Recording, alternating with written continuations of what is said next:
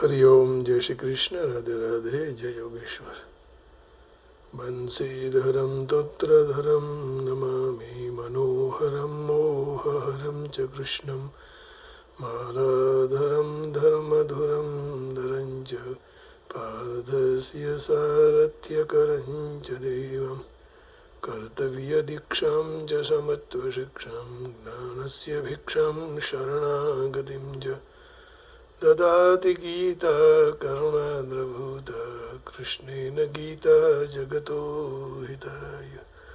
श्रीमद् भगवद गीता जी अध्याय 18वां और श्लोक 13वां है। कर्म की भगवान ने बहुत अच्छी सुंदर चर्चा हमारे सामने रख दी। इष्टम अनिष्टम मिश्रम च त्रिविध कर्मण फलम भवत्यत्यागिनाम प्रत्य न तो सन्यासिनाम क्वचित। भगवान कह रहे हैं कि जिस तरह कर्म योग में कर्मों की अपने साथ संबंध नहीं रहता है, कर्म योग में कर्मों का अपने साथ संबंध नहीं रहता है, उसी तरह सांख्य सिद्धांत में भी कर्मों की अपनी साथ किंचित मात्र कर्मों का अपने साथ किंचित मात्र संबंध नहीं रहता। अब इसका विवेचन भगवान आगे के श्लोक में करते हैं। 18वां अध्याय 13वां श्लोक। पंचैतानि महाबाहो कारणानि निबोध मे सांख्ये कृतान्ते प्रोक्तानि सिद्धये सर्वकर्मणाम्। पंचैतानि महाबाहो कारणानि निबोध मे सांख्ये कृतान्ते प्रोक्तानि सिद्धये सर्वकर्मणाम्। भगवान कह रहे हैं कि हे महाबाहो, कर्मों का अंत करने वाले सांख्य शास्त्र में सर्व कर्मों की सिद्धि के लिए यह 5 कारण कहे गए हैं, उसको तू मेरे पास से अच्छी तरह से जान ले। कारण आगे के श्लोक में भगवान बताए, लेकिन ये कह रहे हैं कि 5 कारण है। पंचैतानि महाबाहो कारणानि निबोध मे सांख्ये कृतान्ते प्रोक्तानि सिद्धये सर्वकर्मणाम्। In the branch of learning known as Sankhya, which practice prescribes means for naturalizing all actions, the 5 factors have been maintained as contributory to the accomplishment of all actions. Know them all from me. Know them all from me. हे अर्जुना, वो मुझसे तुम जान लो। क्या जानना है? जो 5 प्रकार के कारण हैं। भगवान कह रहे हैं, पंचैतानि महाबाहो कारणानि निबोध मे सांख्ये कृतान्ते प्रोक्तानि सिद्धये सर्वकर्मणाम्। O mighty armed Arjun, according to the Vedanta, there are 5 causes for the accomplishment of all actions. Now learn of these from me. Now learn of these from me. ये हमारी पासे तो सीख ले, मुझसे तो जान ले। पंचैतानि महाबाहो कारणानि, ये महाबाहो जिसमें सारे कर्मों के अंत हो जाते हैं, ऐसे सांख्य सिद्धांत में सारे विहित और निषिद्ध कर्मों का होने में 5 कारण बताए। स्वयं स्वरूप कर्मों में कारण नहीं है, स्वयं स्वरूप वही कर्मों में कारण नहीं है। निबोध में, इस अध्याय में भगवान ने जहाँ सांख्य सिद्धांत का वर्णन का आरंभ किया है, वहाँ निबोध क्रिया का प्रयोग किया है, जैसे 18 अध्याय के 13वें श्लोक में और इसी अध्याय के 50वें श्लोक में। आइए इसके 50वें श्लोक में देख लेते हैं। निबोध में ऐसा भगवान माने हमसे जानो, तो परम सिद्धि प्राप्त करने की विधि भगवान बता रहे हैं। उसी में कह रहे हैं, सिद्धिम प्राप्तो यथा ब्रह्म तथाप्नोति निबोध में। यहाँ भी निबोध में आया, समासे नैव कौन्तेय निष्ठा ज्ञानस्य या परा। हे कुंती पुत्र, सिद्धि अंतःकरण की शुद्धि को प्राप्त हुआ साधक ब्रह्म को, जो ज्ञान योग की परा निष्ठा है, उसी को जिस प्रकार प्राप्त करता है उस प्रकार को संक्षेप में ही मुझसे सुन लो। तो ये भगवान ने स्पष्टता कर दी। अब जब बीजी जगह श्रोणु क्रिया का प्रयोग किया है, जैसे इसी अध्याय के चौथे श्लोक में भगवान ने निबोध नहीं लेकिन श्रोणु कहा है, माने सुनो। निश्चयं शृणु मे तत्र त्यागे भरत सत्तम त्यागो हि पुरुष व्याघ्र त्रिविधस्सम प्रकीर्तितः। हे भरतवंशियों में श्रेष्ठ अर्जुन, तू संन्यास और त्याग इन दोनों में से पहले त्याग के बारे में मेरा निश्चय सुन, क्योंकि हे पुरुष श्रेष्ठ, त्याग सात्विक, राजस और तामस ऐसे भेद से 3 प्रकार का कहा गया है। तो यहाँ भगवान ने श्रोणु कहा कि भाई तुम सुनो जो मैं कह रहा हूँ। अब 19वें श्लोक में भगवान, इसी अध्याय के 19वें श्लोक में भगवान कह रहे हैं, ये प्रमाण बता रहे हैं, ज्ञानम कर्म च कर्ता च त्रिधैव गुण भेदतः प्रोच्यते गुण संख्याने यथावत् शृणुतान्यपि। यहाँ भी श्रृणु रखा। गुणों का विवेचन करने वाले शास्त्रों में गुणों के भेद से ज्ञान और कर्म तथा कर्ता 3 प्रकार कहे गए हैं। उनको तू मेरे पास से अच्छी तरह से सुन ले। यहाँ निबोध नहीं, सुनने को कहा है सब जगह। तो ये बड़ी मजा है संस्कृत की कि कहीं निबोध कहीं श्रृणु, अंततो गत्वा तो एक ही बात है।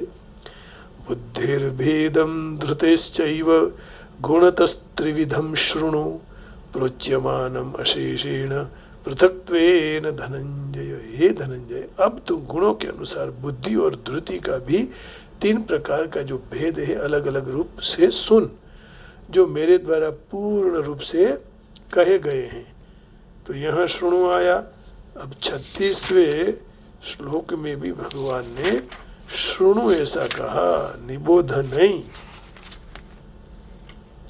सुखम त्विदानीं त्रिविधम शृणु मे भरतर्षभ अभ्यासाद् रमते यत्र दुःखान्तं च निगच्छति।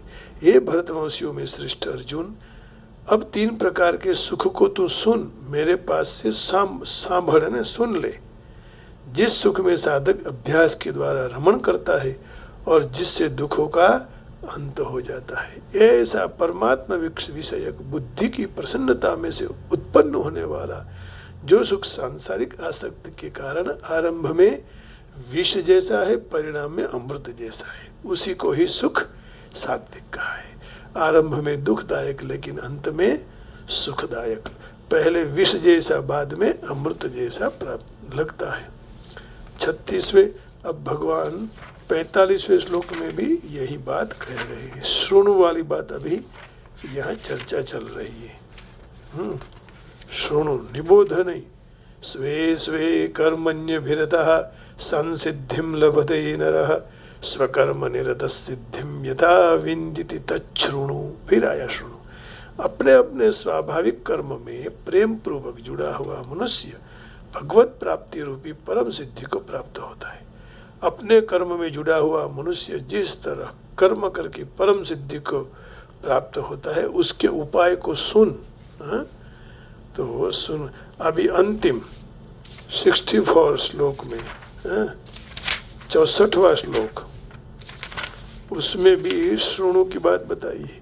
सर्वगुह्यतमं भूयः शृणु मे परमं वचः। श्रृणु में इष्टोसी में दृढ़मिति तदो वक्ष्यामि ते हितम्। सबसे अत्यंत गोपनीय वचनों से अति गोपनीय सर्वोत्कृष्ट वचन को तू फिर से मेरे पास से सुन।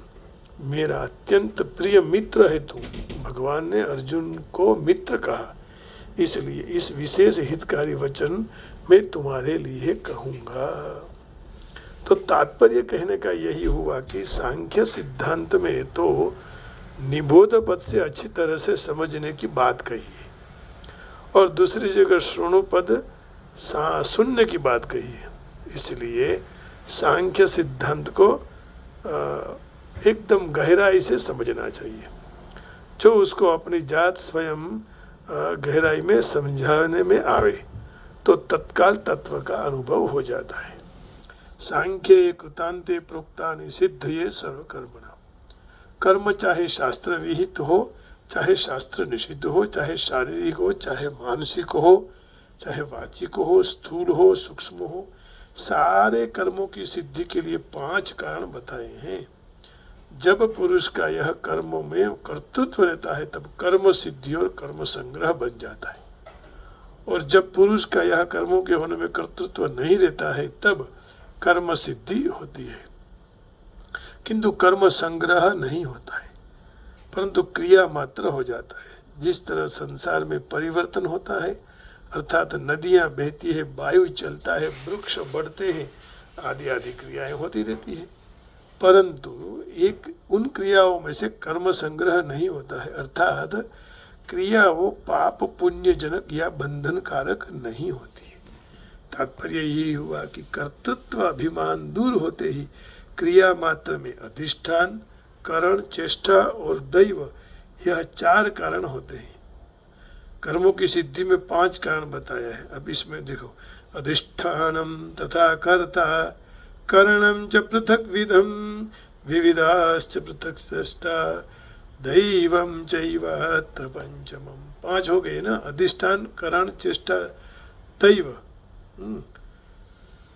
कर्ता, करण। तो यहाँ सांख्य सिद्धांत का वर्णन हो रहा है। सांख्य सिद्धांत में विवेक विचार की प्रधानता होती है। फिर भगवान ने सर्वकर्मणाम सिद्धये बारी जो बात कही, माने सारे कर्मों की बात यहाँ क्यों छोड़ी? क्योंकि अर्जुन के सामने युद्ध का प्रसंग है। क्षत्रिय होने के लिए नाते युद्ध उनका कर्तव्य कर्म है, इसलिए कर्म योग से अथवा सांख्य योग से कर्म करने चाहिए, जिससे कर्म करते हुए भी कर्मों से सर्वथा निर्लिप्त रहते हैं। यह बात भगवान ने कही। अर्जुन ने सांख्य का तत्व पूछा, इसलिए भगवान सांख्य सिद्धांत से कर्म करने की बात कहने का आरंभ करते हैं। अर्जुन स्वरूप से कर्मों का त्याग करने को चाहते हुए भी उनको समझाया गया कि कर्मों का ग्रहण और त्याग दोनों कल्याण का साधन नहीं है। कल्याण का साधन तो परिवर्तनशील नाशवान प्रकृति के साथ अपरिवर्तनशील अविनाशी ऐसे अपने स्वरूप का संबंध विच्छेद ही है। इस संबंध विच्छेद की 2 क्रियाएं हैं, प्रक्रिया, कर्मयोग और सांख्य योग। कर्मयोग में फल का अर्थात ममता का त्याग मुख्य है, सांख्य योग में अहमता का त्याग मुख्य है, परंतु ममता के त्याग से अहंता का, अहंता के त्याग से ममता का त्याग अपने आप हो जाता है।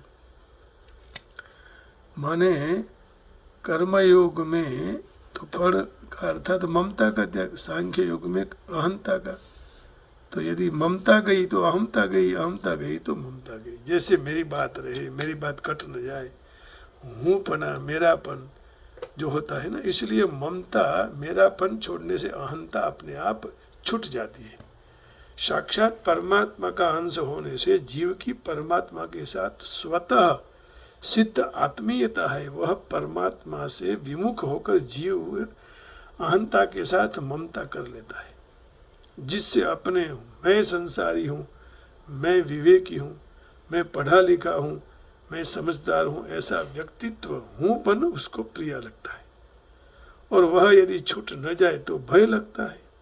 तो अहंता के साथ ममता है, उसका त्याग करने के लिए कर्मयोग में मेरा कोई नहीं है और मुझे कुछ भी नहीं चाहिए और मेरे लिए कुछ करना नहीं है। यही भाव से संसार के हित के लिए सारी क्रियाएं करनी चाहिए, क्योंकि कर्म का संबंध पर ना प्रत्यय और स्व ना प्रत्यय नहीं है। ऐसा करने से ममता छूट जाएगी और ममता छूटते ही अहंता सर्वथा छूट जाएगी।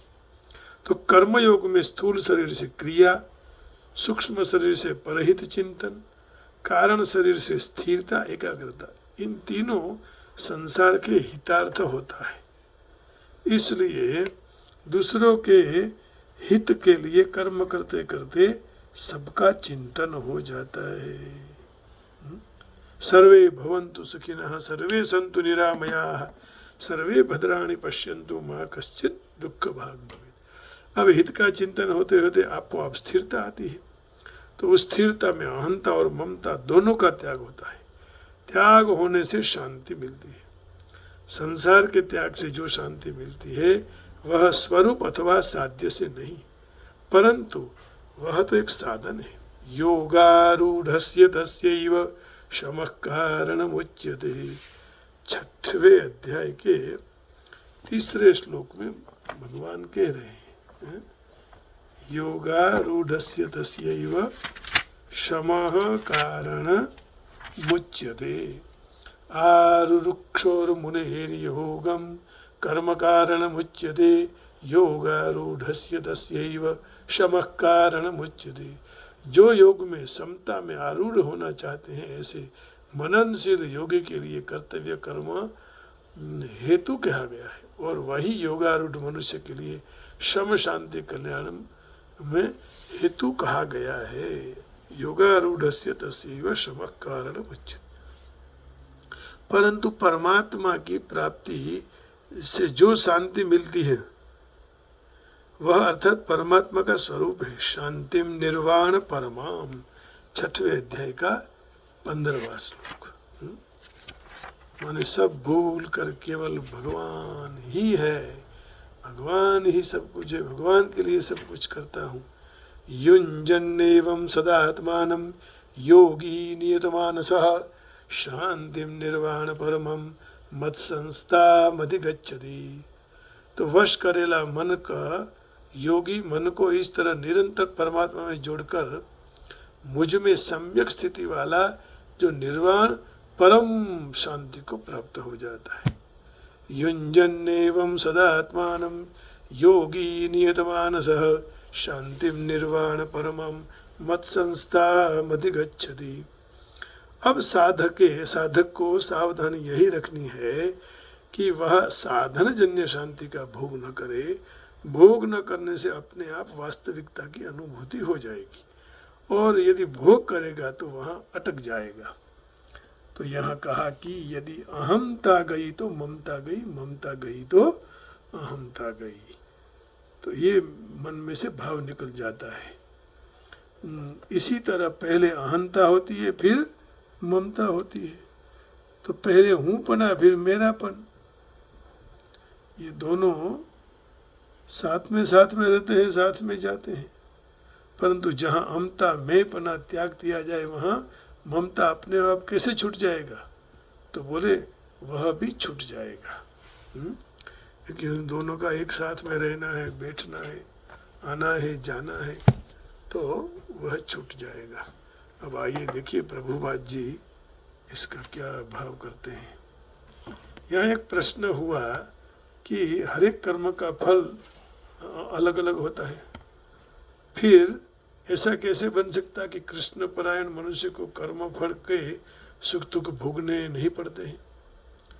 ये कैसे शक्य बनता है? इस दर्शाने के लिए भगवान ने वेदांत दर्शन का उदाहरण यहाँ दिया। वे कहते हैं कि सारे कर्मों के 5 कारण होते हैं, इसलिए कोई कर्म में सफलता प्राप्त करना, यह 5 कारण का विचार करना चाहिए। सांख्य माने ज्ञान का मुख्य रूट, थड़ जिसे बोलते हैं ना, ट्रंक, और अग्रणी आचार्यों ये ने वेदांत के ज्ञान का अंतिम ट्रंक माना है, थल माना है, मूल माना है। शंकराचार्य ने भी वेदांत सूत्र के रूप में स्वीकार किया है। इसलिए ऐसे शास्त्र के अभिप्राय को ध्यान में लेना चाहिए। अंतिम नियंत्रण परमात्मा में निहित है। भगवत गीता में कहा है कि सर्वस्य चाहं हृदि सन्निविष्टः। तो वे प्रत्येक व्यक्ति को अपने पूर्व कर्म का स्मरण कराकर कोई कार्य में प्रवृत्त करते हैं, और कृष्ण परायण कर्म अंतर्यामी भगवान के निर्देशानुसार किया जाता है। उनके फल और जन्म में मृत्यु के बाद जीवन में मिलते नहीं हैं। તેમના ફળ આ જન્મમાં કે મૃત્યુ પછી જીવનમાં મળતા નથી। सर्वस्य चाहं हृदि सन्निविष्टः मत्तस्मृतिर्ज्ञानमपोहनञ्च वेदैश्च सर्वैरहमेव वेद्यो वेदान्तकृतवेदविदेव चाहं वेदान्तकृतवेदविदेव चाहं। भगवान कहते हैं सर्वस्य चाहं हृदि सन्निविष्टः, सबके हृदय में मैं बैठा हूँ, सबका ध्यान रखता हूँ, है ना। तो आइए अब भगवान का जो कल भजन किया था उसमें से आज कुछ और अलग से भगवान का गीत गाएंगे, हरिगुण गाएंगे। हरिगुण गाते गाते अपना जीवन मंगल हो जाएगा, है ना। बस मंगल होना चाहिए, और क्या। भगवान के सिवाय और कोई मंगल कर नहीं सकता, क्योंकि वही मंगल भवन मंगल हरि द्रवहूँ सुदशरथ अजिर बिहारी। किसको पता है काल कब हमें खा जाएगा, है ना। इसलिए हमें क्या करना चाहिए, भगवान का निरंतर भजन करना चाहिए सतत। कल क्या होगा क्या पता भाई, आज ही कर लो, है ना। इसलिए आइए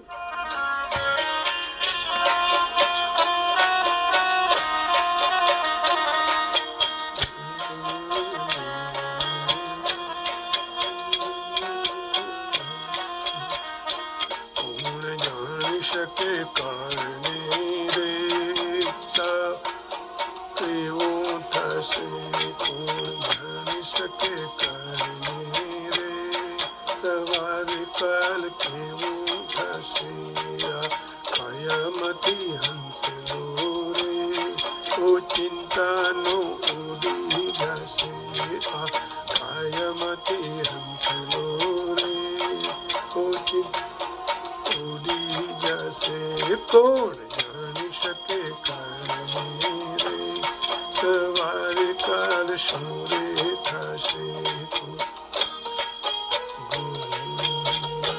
हरि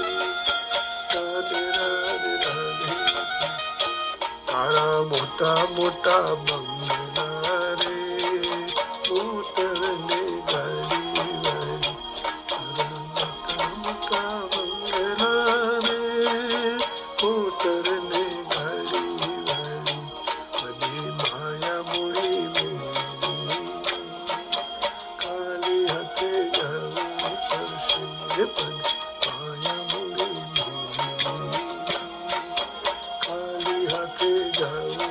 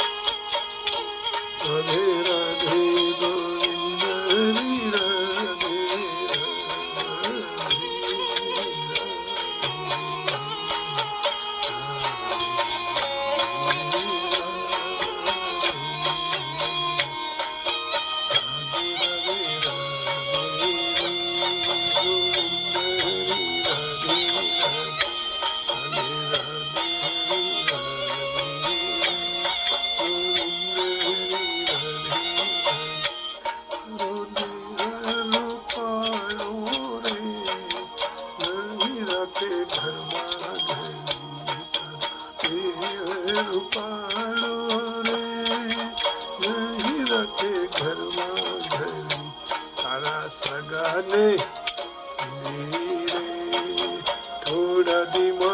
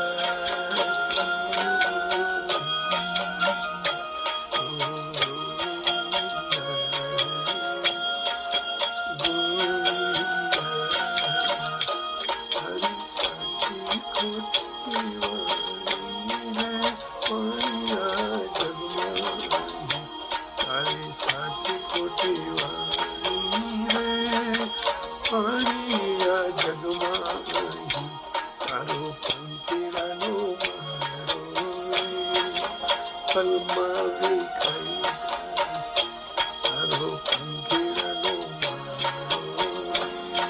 પલકમાં વિખાઈ કોણ જાણી શક્યો સવારે કાલ સુરે થશે તું જાણી શક્યો સવારે કાલ કેવું થશે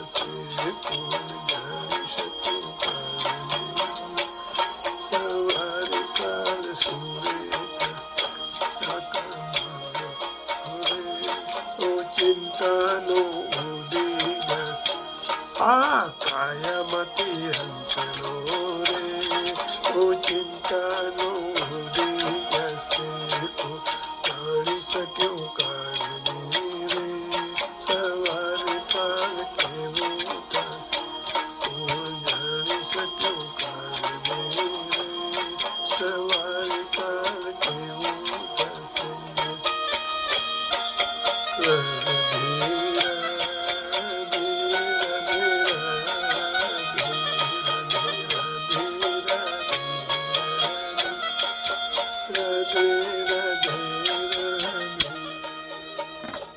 कृष्ण कन्हैया लाल की। आप सबके हृदय में बैठे हुए काल स्वरूप परमात्मा को प्रणाम करके वाणी को विराम देता हूँ। जय श्री कृष्ण, हरिओम, राधे राधे, ओम नमः शिवाय, गोविंदा गोविंदा, जय श्री राम, जय राम जी की, जय गिरनारी।